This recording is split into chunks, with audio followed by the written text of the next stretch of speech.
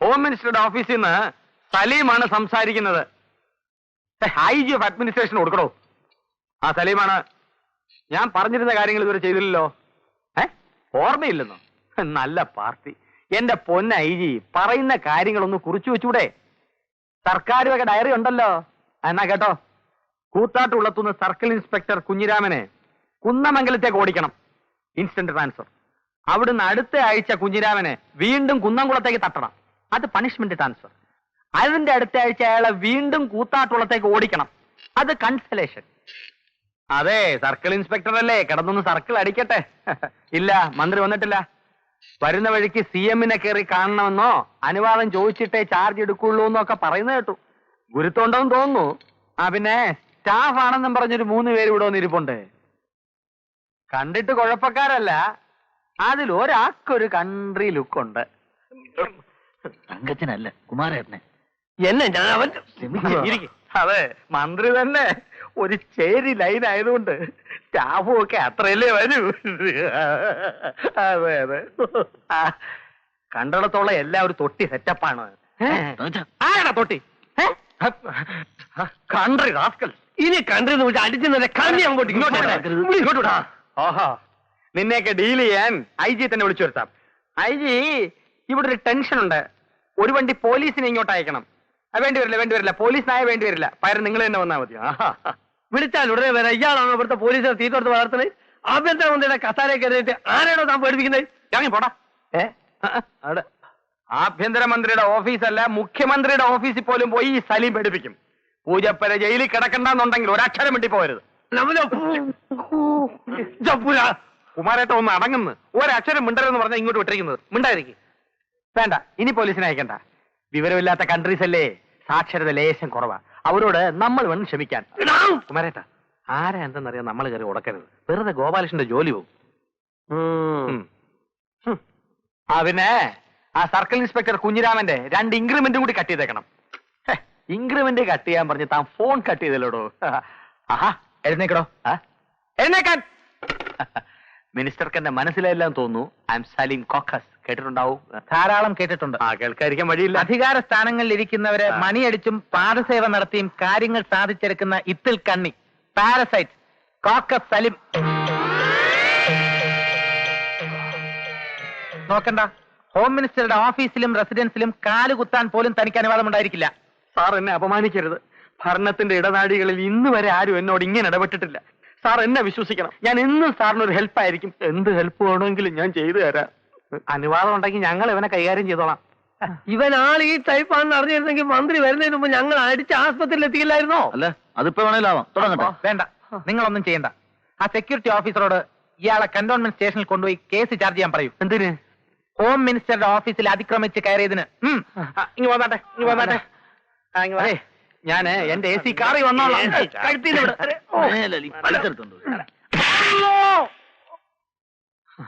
ഈ സംസ്ഥാനത്ത് കോക്കസ് സലീമിന് എന്തെങ്കിലും പ്രസക്തി ഉണ്ടോ എന്ന് എനിക്ക് ഇന്നറിയണം. അവൻ എന്നെ കസേരയെ നെഴിപ്പിച്ചു. അവന്റെ കസേര ഇന്ന് ഞാൻ തെറിപ്പിക്കും. Government policy.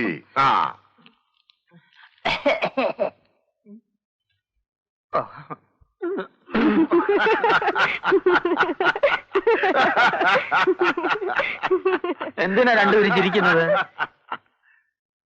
അവൻ നിന്നെ ഇറക്കി വിട്ടോ ആ ഗോപാലകൃഷ്ണൻ? എന്തു പറ്റി? അത് പിന്നെ ഇവിടെ എങ്ങനെ അറിഞ്ഞു? അവൻ എന്നെ ഫോൺ ചെയ്ത് പറഞ്ഞു. താൻ എന്തിനാണോ എന്റെ പേരും പറഞ്ഞിങ്ങനെ നാണങ്ങളാ നടക്കുന്നത്?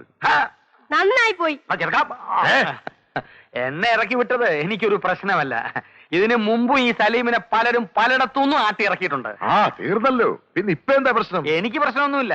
മുഖത്ത് നോക്കി നല്ല 10 തെറി കൂട്ടി സ്വന്തം തന്തയ്ക്ക് വിളിക്കുന്നത് ഈ സലീം നല്ല പുഷ്പം പോലെ കേട്ടോണ്ടിട്ടുണ്ട്. ഒരു തവണയല്ല, പലതവണ, ഒരുപാട് തവണ.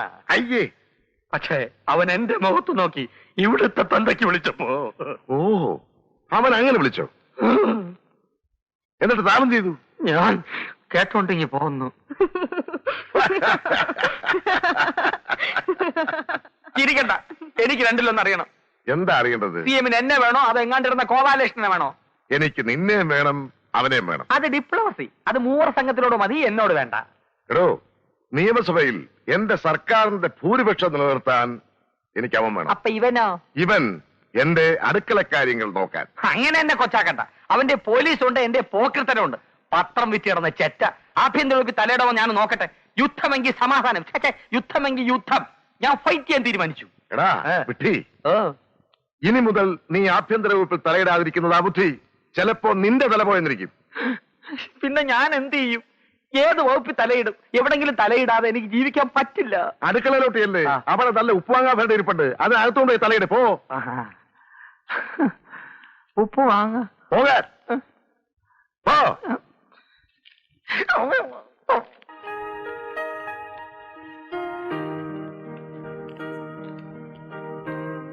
ഇരിക്കൂ.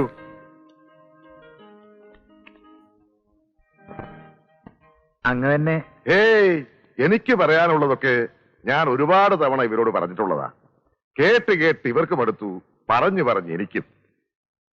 ഇനി നിങ്ങൾക്ക് കേൾക്കാനുള്ളതൊക്കെ പറയുന്നത് ഗോപാലകൃഷ്ണനായിരിക്കും. ഞാൻ നിങ്ങളെയൊക്കെ വിളിച്ചു വരുത്തിയത്. Excuse me sir, with your permission. Yes. Sir ഒരു അല്പം കൂടെ ഉറക്കെ സംസാരിച്ചിരുന്നെങ്കിൽ.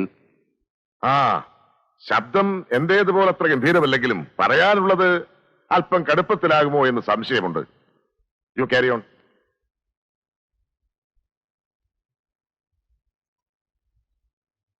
കഴിവും ഭരണപാഠവുമുള്ള ഒരുപാട് പേർ എനിക്ക് മുമ്പ് ഈ കസേരയിൽ ഇരുന്നിട്ടുണ്ട്. അവരോടൊപ്പം നിങ്ങളിലേറെ പേരും പ്രവർത്തിച്ചിട്ടുമുണ്ട്.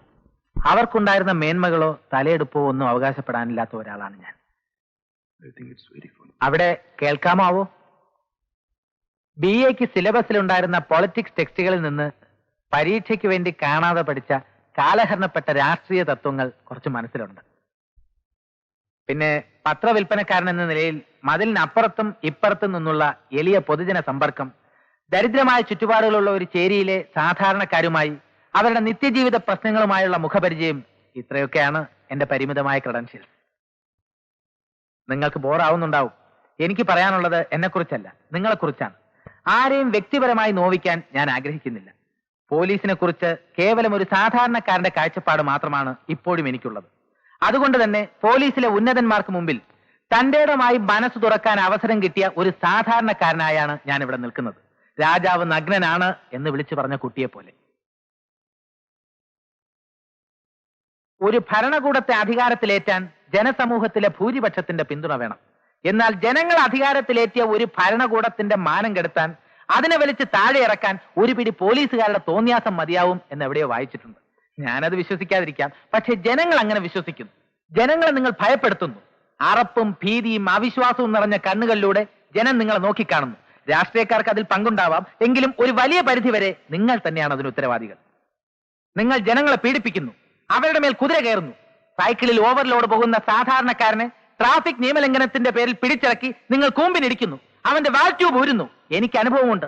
എന്നിട്ട് അതേ നിങ്ങൾ തന്നെ എല്ലാ ട്രാഫിക് നിയമങ്ങളും കാറ്റിൽ പറത്തിക്കൊണ്ട് നമ്മുടെ റോഡുകളിൽ ഓവർ സ്പീഡിൽ പായുന്ന മന്ത്രി വാഹനങ്ങൾക്ക് പൈലറ്റും എസ്കട്ടും നൽകി നിയമലംഘനത്തിന് കുടപിടിക്കുന്നു. മന്ത്രിയുടെ വണ്ടി മീൻകാരന്റെ സൈക്കിളിൽ മുട്ടിയാൽ മീൻകാരനെയും സൈക്കിളിനെയും പ്രതിയാക്കി നിങ്ങൾ കേസെടുക്കുന്നു. നിയമത്തെ നിങ്ങൾ തലകീഴായി മറിക്കുന്നു. നിയമം ലംഘിക്കുന്ന മന്ത്രിമാരെ നിങ്ങൾ അറസ്റ്റ് ചെയ്യണമെന്ന് ഞാൻ പറയില്ല, അതിന് നിങ്ങൾക്ക് അധികാരമില്ലായിരിക്കാം. പക്ഷെ പാവം സൈക്കിളുകാരന്റെ നേർക്കൊന്ന് കണ്ണടച്ചുകൂടെ? ഓട്ടോറിക്ഷക്കാരനെ ഒന്ന് വെറുതെ വിട്ടൂടെ? വിടണം, വിട്ടേ തീരും. മുച്ചീട്ട് കളിക്കാരനെ പിടിച്ച് മുണ്ടുരിഞ്ഞ് ലോക്കപ്പിൽ നിർത്തിക്കോളൂ, എനിക്ക് പരാതിയില്ല. പക്ഷെ നിശാ ക്ലബ്ബുകളിൽ പുലരും വരെ ഇരുന്ന് 10,000-ങ്ങൾക്ക് തായം പറഞ്ഞ് ചീട്ട് കളിക്കുന്ന വമ്പന്മാരായ രാക്കോഴികളെ നിങ്ങൾ കണ്ടില്ലെന്ന് അടിക്കരുത്. അവരുടെ കൂട്ടത്തിൽ നിങ്ങൾ ആരും ഉണ്ടാവുകയും അരുത്. കൈക്കൂലി വാങ്ങിക്കുന്നവർ കൂട്ടത്തിലുണ്ട് എന്ന് എനിക്കറിയാം. ഞാനായിട്ട് അത് അവസാനിപ്പിക്കാമെന്ന മൂഢവിശ്വാസമില്ല. വാങ്ങിച്ചേ തീരൂ എന്നുള്ളവരെ തടയാനും സംവിധാനമില്ല. പക്ഷെ ഒന്നുകിൽ പ്രതിയോട് അല്ലെങ്കിൽ വാദിയോട് ദയവ് ചെയ്ത് രണ്ടു കൂട്ടരോടും കിമ്പളം കൈപ്പറ്റുന്ന രീതി ഇനിയെങ്കിലും അവസാനിപ്പിക്കണം. അടിക്കുപ്പായത്തിന്റെ ചരടിൽ പ്രതികളെ കെട്ടിത്തൂക്കി ആള് നിൽക്കാൻ ഇടം പോരാത്ത ലോക്കപ്പിൽ ക്രൂരമായി വധശിക്ഷ നടപ്പിലാക്കുന്ന ആരാച്ചാർമാരുമുണ്ട് നമുക്കിടയിൽ. ഇന്ത്യൻ ശിക്ഷാ നിയമത്തിൽ ലോക്കപ്പിൽ വധശിക്ഷ നടപ്പാക്കാനുള്ള അവകാശം പോലീസുകാർക്ക് എഴുതി വച്ചിട്ടില്ല എന്ന് ദയവ് ചെയ്ത് മനസ്സിലാക്കുക. അടച്ചാക്ഷേപിക്കുകയല്ല ഞാൻ, ആർക്കെങ്കിലുമൊക്കെ മുഖം കുനിക്കേണ്ടി വരും. അതറിയാവുന്നതുകൊണ്ട് പറഞ്ഞു എന്ന് മാത്രം. വേണ്ട, സഹായത്തിനാണെങ്കിൽ ആരും മുഖ്യമന്ത്രിയെ നോക്കണ്ട. പോലീസുകാരോട് അദ്ദേഹത്തിന് ഒരു പ്രത്യേക സ്നേഹവും വാത്സല്യവുമുണ്ട്, സമ്മതിച്ചു. നിങ്ങളിൽ ചിലരെങ്കിലും അത് ഒരുപാട് മുതലെടുക്കുകയും ചെയ്തിട്ടുണ്ട്. പക്ഷെ ഇനിയില്ല. നിങ്ങൾ അതിരുവിട്ട് സ്നേഹിക്കുന്ന പതിവ് അദ്ദേഹം മതിയാക്കി. പുറമേക്ക് അദ്ദേഹത്തിന്റെ മുഖത്തൊരു ഇഷ്ടക്കേടുണ്ടെന്ന് നിങ്ങൾ കരുതുന്നുവെങ്കിൽ തെറ്റി. എനിക്കറിയാം ഉള്ളിന്റെ ഉള്ളിൽ അദ്ദേഹം എന്നോട് യോജിക്കുന്നുവെന്ന്. കാരണം ആത്യന്തികമായി അദ്ദേഹം ജനങ്ങളുടെ കൂടെയാണ്, ജനങ്ങളുടെ മാത്രം നേതാവാണ്. ആരും ഞെട്ടണമെന്നില്ല. നിങ്ങളുടെ മുഖത്ത് നോക്കി ആരും ഈ സത്യങ്ങൾ വിളിച്ചു പറഞ്ഞിട്ടില്ല. അതുകൊണ്ടാണ് ഈ ഞെട്ടൽ. ഒന്ന് മാത്രമേ പറയാനുള്ളൂ.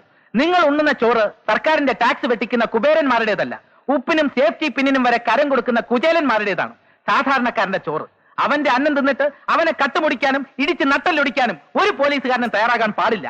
അങ്ങനെ വന്നാൽ പോലീസ് ജനങ്ങളെ തല്ലുന്നതിന് പകരം ജനങ്ങൾ പോലീസിനെ തല്ലുന്ന ഒരു കാലം വരും. അതിനിട വരാതിരിക്കട്ടെ. ജയ് ഹിന്ദ്.